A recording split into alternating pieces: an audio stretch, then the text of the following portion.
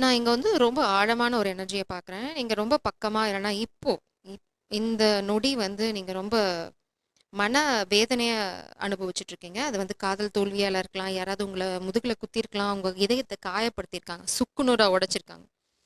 இது வந்து பாலினம் சார்ந்த பதிவு கிடையாது. எல்லாருக்கும் பொதுவானது. ஆண், பெண் யார் வேணா பார்க்கலாம். அ உங்கள த ஷிக்மத் ஸ்டார் சீட் சேனலுக்கு அன்போட வரவேற்கிறேன். இங்க பார்த்தீங்கன்னா, ரொம்ப வலி நிறைஞ்ச ஒரு வேதனையான சூழ்நிலையில இருக்கீங்க. உங்களுக்கு வந்து கண்ண கட்டிட்டாங்க. இங்க கண்ணீர் வருது. நீங்க வந்து படிச்சுட்டு இருக்கீங்க. பிரபஞ்சம் என்ன சொல்றாங்க அப்படின்னா, இந்த வலியிலிருந்து பாடம் மட்டும் கத்துக்கோ. அந்த வேதனைய அனுபவிக்காத. யாரோ உங்கள வந்து ரொம்ப காயப்படுத்தியிருக்காங்க. இது துரோகமா கூட இருக்கலாம். உங்க கண்கள்ல இருந்து கண்ணீர் வழியுது. உங்க இதயம் வந்து ரொம்ப காயப்பட்டிருக்கு. நீங்க வந்து உங்க இதயத்த ரொம்ப பாதுகாப்பா எடுத்துட்டு போயிட்டுருக்கீங்க. ஆனா பார்த்தீங்கன்னா, அந்த இதயத்துல 3 கத்தி சொருகப்பட்டிருக்கு.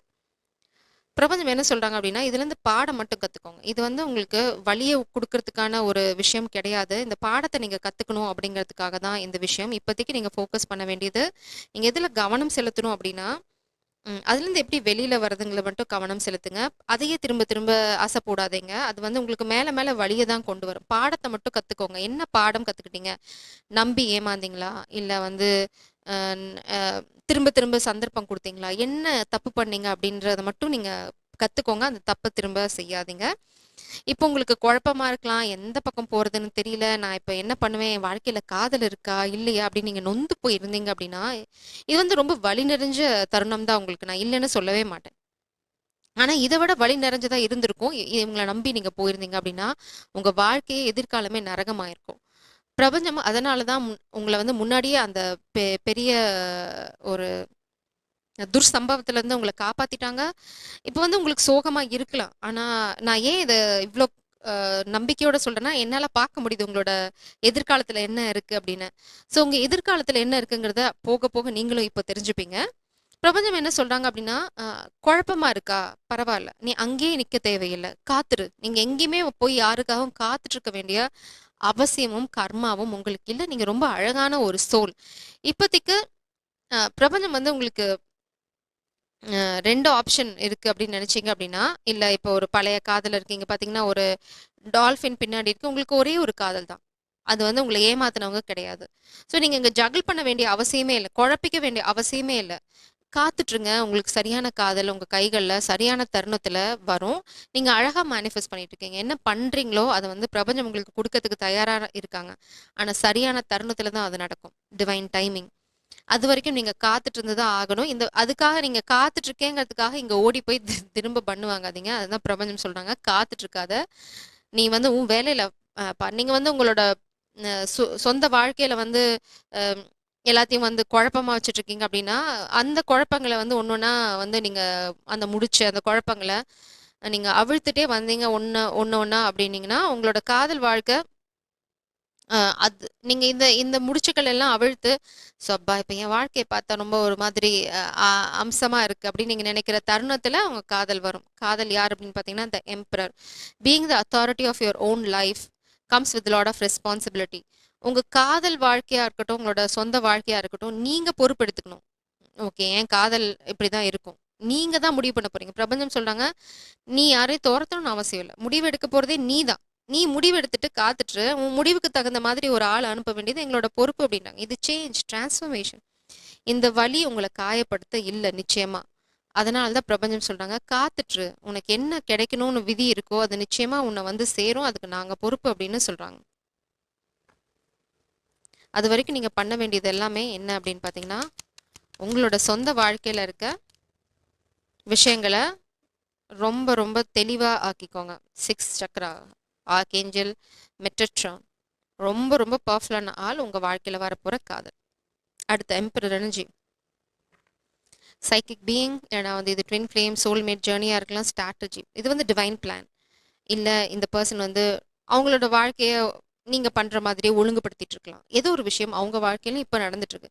2 பேருமே உங்க வாழ்க்கையில இருக்க சொந்த வாழ்க்கையில இருக்க பிரச்சனைகள வந்து அப்படியே சால்வ் பண்ணிட்டே ஒன்னொன்னா முடிச்சுட்டே வரும்போது பார்த்தீங்க அப்படின்னா, டக்குனு ஒரு நாள் உங்களுக்கு நீங்க எதிர்பாராத இந்த காதல் உங்க வாழ்க்கையில வந்து நிக்கும். "இது எப்படி நடந்தது?" அப்படின்னு நீங்க ஆச்சரியப்படுற மாதிரி இருக்கும். ஸோ பிரபஞ்சம் உங்களுக்கு ரொம்ப தெளிவான விஷயங்கள சொல்லிட்டாங்க. கவலைப்படாத. இந்த வலி வந்து நீ வலியவே நினைச்சிட்டு இருக்கணுங்கிறதுக்காக குடுத்த வலி இல்ல. உனக்கு மாத்துறதுக்காக நாங்க குடுத்த வலி மட்டும் தான்" அப்படின்றாங்க. நீங்க தவறான பாதையில போறீங்க. பாதையே இல்ல அப்படிங்கிறதுக்காக முள் காட்டுக்குள்ள யாரும் போமாட்டோம்ல. அப்ப போனீங்க அப்படின்னா, இந்த மாரி சிராய்ப்புகள் நடக்கும். நீங்க வந்து மொதவே பிரபஞ்சம் சொன்னத கேட்கல. உங்களுக்கு புரியல மேபி. பிரபஞ்சம் வந்து, "நீ இன்னும் கூட்டுப்புழு தான். இன்னும் பட்டாம்பூச்சி ஆகலன்றாங்க." பட்டாம்பூச்சி ஆனா தான் உன்னால பறக்க முடியும். பட்டாம்பூச்சி ஆகுற வரைக்கும் நீ இந்த கூட்டுக்குள்ள சிக்கி தவிச்சு தான் ஆகணுன்றாங்க. உங்களோட முடிவுகள் பொறுத்து தான் நீங்க சிக்கி தவிக்கிறதும், தெளிவா இருக்கிறதும். ஹார்மனி. நீங்க காதல தேடவே தேவையில்ல. ஃபோர்ஸ் பண்ணவே தேவையில்ல. அந்த காதல் தானா உங்க வாழ்க்கையில வரும்னு சொல்றாங்க. இண்டிபெண்டன்ஸ். 2 பேருமே உங்க சொந்த கால்ல நிக்க ஆரம்பிச்சதுக்கு அப்புறம் தான் இந்த காதல் உங்க கைகள்ல வந்து சேரும். அதனால தான் திரும்ப திரும்ப பிரபஞ்சம் சொல்றாங்க, 2 ஆஃப் பென்டக்கிள்ஸ். உங்களோட பென்டக்கிள்ஸ், உங்களோட லைஃப், உங்களோட பெர்சனல் லைஃப், அதுல வந்து பேலன்ஸ் பண்ணுங்க. நீங்க ஒத்த கால்ல நிக்கணும்னா நின்னு தான் ஆகணும். சர்க்கஸ்ல இருக்கீங்க அப்படின்னா ஒத்த கால்ல நின்னு தான் ஆகணும். அதனால அத பிராக்டிஸ் பண்ணுமா அப்படிங்கிறாங்க. பண்ணுமா, பண்ணுயா யாரோ ஒருத்தங்க. ஸோ இந்த இண்டிபெண்டன்ஸ் உங்க வாழ்க்கையில என்னைக்கு நீங்க தழுவுறீங்களோ இந்த எனர்ஜிய, அன்னைக்கு வந்து இந்த காதல் உங்க வாழ்க்கையில எக்ஸ்கியூஸ் மீ அப்படின்னு எட்டி பார்க்கும். அது வரைக்கும் இந்த பிரிவு, இந்த வேதனை, நீங்க இதையே ரிப்பீட் பண்ணலாம். திரும்ப நீங்க இங்க எந்த லைப்ரரியில வந்து நிக்கிறீங்களோ, அதே லைப்ரரிலாம் திரும்ப நிப்பீங்க. டெசிஷன்ஸ். நீங்க எடுக்க போற முடிவுகள் தான் உங்க வாழ்க்கைய தீர்மானிக்க போகுது. ஃப்ரெண்ட்ஷிப். கொஞ்சம் கொஞ்சமா ஓகே, உங்க காதல் வந்து ஒரு நல்ல ஃப்ரெண்ட்ஷிப்பா ஆரம்பிக்கிறதுக்கு வாய்ப்பு இருக்கும். இல்லன்னா நல்ல உறவுகள தேர்ந்தெடுங்க அப்படின்னு சொல்றாங்க. நல்ல ஃப்ரெண்ட்ஸ சூஸ் பண்ணுங்க. உங்கள சுத்தி இருக்க ஃப்ரெண்ட்ஸ் தான் உங்களோட எதிர்காலத்த அ தீர்மானிக்க போறாங்க. உங்கள வந்து நல்ல பாதையில கூட்டிட்டு போறதோ, இல்ல வந்து உங்கள பாழும் கிணத்துல தள்றதோ, உங்கள சுத்தி இருக்கிறவங்களால தான் பண்ண முடியும் இல்லையா? நல்ல ஃப்ரெண்ட்ஸ் இருக்காங்க. அதாவது பிரபஞ்சம் சொல்றாங்க, சூஸ் யுவர் ஃப்ரெண்ட்ஸ். நல்ல ஃப்ரெண்ட தேர்ந்தெடுங்க. அவங்களோட வெளியில போங்க, என்ஜாய் பண்ணுங்க. உங்களோட முடிவுகள ரொம்ப தெளிவா வச்சுக்கோங்க. நீங்க வந்து ரொம்ப கிரிட்டிக்கலான ஒரு முடிவு எடுக்க வேண்டியிருக்கு. அதனால தான் இங்க ஆப்ஷன். மேபி உங்கள பழசுல இருக்கவங்க, அந்த மாதிரி ஏதாவது எனர்ஜி இருந்தா உங்கள அப்ரோச் பண்ணலாம். இல்லன்னா ஃபேமிலி உங்கள வேற கல்யாணம் பண்ணிக்க சொல்லி ஃபோர்ஸ் பண்ணலாம். உங்களுக்கு இந்த காதல் யாருன்னே தெரியாம இருக்கலாம். ஆனா உங்க மனசு சொல்லிக்கும், "இது இல்லையே என் வாழ்க்கை. நோ" அப்படின்னீங்கன்னா, நோ. It is no. பிரபஞ்சம் தான் சொல்லுங்க. Trust your decision. அதுதான் உங்க வாழ்க்கையோட கண்ட்ரோல நீங்க எடுங்க. அவங்க வரலாம், அவங்க பேரண்ட்ஸ் உங்கள கன்ஃப்யூஸ் பண்ணலாம். எல்லாத்துக்கும் கல்யாணம் ஆயிருச்சு, உனக்கு கல்யாணம் ஆகலன்னு ஃபோர்ஸ் பண்ணலாம். என்ன வேணா நடக்கலாம். பிரபஞ்சம் சொல்றாங்க, "உனக்கு நம்பிக்கை இருக்கா? நீ ஒரு காதல சந்திப்ப அப்படின்னு. நம்பிக்கையோட காத்துட்டு உன் காதல் உன்ன வந்து சேரும்" அப்படின்றாங்க. அவசரப்பட்டு நீங்க எங்கேயாவது கல்யாணத்துல போய் விழுந்தீங்கன்னா, ஹார்ட் பிரேக் தான். நான் ஒண்ணும் பண்றதுக்கு இல்ல. எல்லாத்துக்கும் 25 வயசுல நடக்குதுன்னா, உங்களுக்கு 30ல கூட நடக்கலாம். ஆனா 30 வரைக்கும் காத்துட்டு இருக்குது நீங்க தயாரா? உங்க மனசு சொல்லும். எல்லாத்துக்கும் நடக்குதுங்கிறதுக்காக உங்களுக்கு நடக்கணும்னு எதிர்பார்க்காதீங்க. அது இல்ல. உங்க மனசு சொல்லணும். உங்க மனசுக்கு தெரியும். அசைக்க முடியாத உங்க நம்பிக்கை உங்க மனசுக்கு இருக்கும். அப்ப மட்டும் இந்த முடிவ தேர்ந்தெடுங்க. நெறைய தொல்லைகள் இருக்கு. அ உங்களோட காதல் உங்கள வந்து அடையறதுக்கு நெறைய டிஸ்டர்பன்ஸ் இருக்கு எனர்ஜில. கிருஷ்ணா! Oh my Krishna! ராதைய தேடி கிருஷ்ணன் வந்து சேருவார். கவலைப்படாதீங்க நியமாஸ். நீங்க வந்து தீர்மானமா முடிவெடுத்துட்டு உங்க வேலைய பாருங்க. கிருஷ்ணர் உங்கள தேடி வருவார். புல்லாங்குழலோட. எல்லாத்துக்கும் இந்த கதை தெரியும்னு நினைக்கிறேன். கிருஷ்ணர் வந்து புல்லாங்குழல் ஊதுனது ராதைக்காக மட்டும் தான், வேற யாருக்காகவும் இல்ல. தனிமையில ஊதியிருப்பாரு, இல்லன்னா ராதைக்காக மட்டும் தான். அவர் வந்து புல்லாங்குழல வேற எந்த சந்தர்ப்பத்திலயும் ஆ அத கானம், இசை அத வந்து பண்ணியிருக்க மாட்டார். Only for Radha. அதனால தான் ராதா இறந்தோனயும் அவர் புல்லாங்குழல உடைச்சுட்டார். அவரோட கீதம், அவரோட சந்தோஷம் வந்து போயிடுச்சு அப்படிங்கிறதுனால, அந்த புல்லாங்குழல உடைச்சு போட்டார். அஹிம்சா. நீங்க வந்து எங்கேயும் சண்டை போடவே தேவையில்ல. ரொம்ப அமைதியா ட்ரஸ்ட் யுவர் 3 சக்ரா. இங்க பாருங்க இவங்களும் அததான். ஸோ உங்களோட 3 ஐ சக்ரா தான் உங்களோட காதல். அப்படிங்கும்போது நீங்க அத மிஸ் பண்ண அவசியமே இல்ல. மிஸ் பண்ண வேண்டிய தருணமே உங்களுக்கு வராது. தபஸ். இது வந்து ஒரு தபஸ் வந்து பார்த்தீங்கன்னா, எல்லாத்துக்கும் தெரியும். தவம் பண்றது. இந்த காதலும் உங்களுக்கு ஒரு தவம் மாதிரி தான். அந்த வரம் வந்து நீங்க உங்களோட தவத்த மெச்சினா தான் வரம் கிடைக்கும் கடவுள்கிட்ட இருந்து. இந்த காதலும் அப்படிதான். நீங்க இருக்க போற தவம் தான் இந்த காதல உங்க வாழ்க்கையில கொண்டு வர போறது. மேபி உங்களுக்கு வாழ்க்கையில வரப்போற உங்களோட காதல் வந்து ஒரு தெய்வீக பிறவியா இருக்கிறதுக்கு வாய்ப்பு நெறைய இருக்கு. ஏன்னா, நீங்க தவம் பண்ணி அவங்கள வந்து வாழ்க்கையில வரமா வாங்க போறீங்க. அது ஆணா இருந்தாலும் சரி, பெண்ணா இருந்தாலும் சரி. ஆ நீங்க ஆணா இருந்தா ராதை உங்க வாழ்க்கையில வரப்போறாங்க.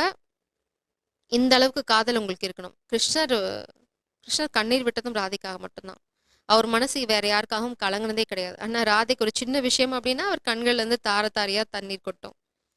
அதுதான் காதலோட மகத்துவம். இன்னைக்கும் நம்ம வந்து ருக்மிணிய கொண்டாடுறதில்ல. ராதா கிருஷ்ணன் தான் கொண்டாடுறோம். அது காதலோட மகிமை.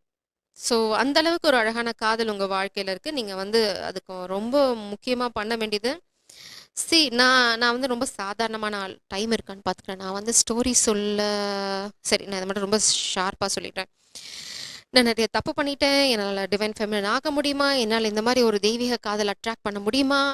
நான் உடல் அளவுல நெறைய தப்பு பண்ணியிருக்கேன். மனசளவுல நெறைய தப்பு பண்ணியிருக்கேன். இதெல்லாம் சாத்தியமா? இது வெறும் கனவு தான் அப்டின்னீங்கன்னா, நோ. நீங்களும் பண்ண முடியும். என்னைக்கு அந்த முடிவு எடுக்கிறீங்களோ, அந்த தருணமே நீங்களும் புனிதமாயிடுவீங்க. இது வாழ்க்கை ரொம்ப சிம்பிள். நீங்க எவ்ளோ வேணா பண்ணியிருக்கலாம் பாஸ்ட்ல. அந்த நொடி நீங்க முடிவெடுத்து, அடுத்த நொடியிலேருந்து நீங்க தவறு பண்ணாம, அந்த ஒரே ஒரு காதலுக்காக தவம் பண்ற மாதிரி ரொம்ப புனிதமான ஒரு வாழ்க்கைய வாழ்ந்து பாருங்க. கூடிய சீக்கிரம் நீங்க அந்த பெர்சன நீங்க சந்திப்பீங்க. அப்படி இல்லன்னா, நீங்களும் சரி, உங்க காதலும் சரி, தவறான கைகள்ல போய் மாட்டி, சின்னப்பட்டு, ரொம்ப வேதனைப்பட்டு, இந்த வாழ்க்கைய நொந்து நம்ம வாழ்க்கைய முடிச்சுக்கிற மாதிரி இருக்கும். அத விட ரொம்ப நேர்மையான வாழ்க்கை வாழ்ந்து, இந்த காதல் ஓகே நான் வந்து இந்த நொடியிலிருந்து ரொம்ப பியூர் லைஃப் வாழப் போறேன். ரொம்ப சந்தோஷமா இருக்க போறேன். நான் என் வாழ்க்கையில ஃபோக்கஸ் பண்ண போறேன். நோ டிஸ்ட்ராக்ஷன், கெட்ட பழக்கங்கள் இல்ல, யாரையும் துரத்த போறதில்ல. ஐ அம் மேனிஃபெஸ்டிங் மை லவ் அப்படின்னு நீங்க முடிவு எடுத்துட்டு, மேபி புது வருஷம் பொறக்கறதுக்கு கூட நீங்க அது வந்து ஒரு ஆரம்பமா வச்சுக்கலாம். ட்ரை பண்ணி பாருங்க. நிச்சயமா ஒரு நாள் வந்து நீங்க கீழ கமெண்ட் பண்ணுவீங்க. நீங்க உங்க காதல சந்திச்சுட்டீங்கன்னு. Jai Sairam. God bless you.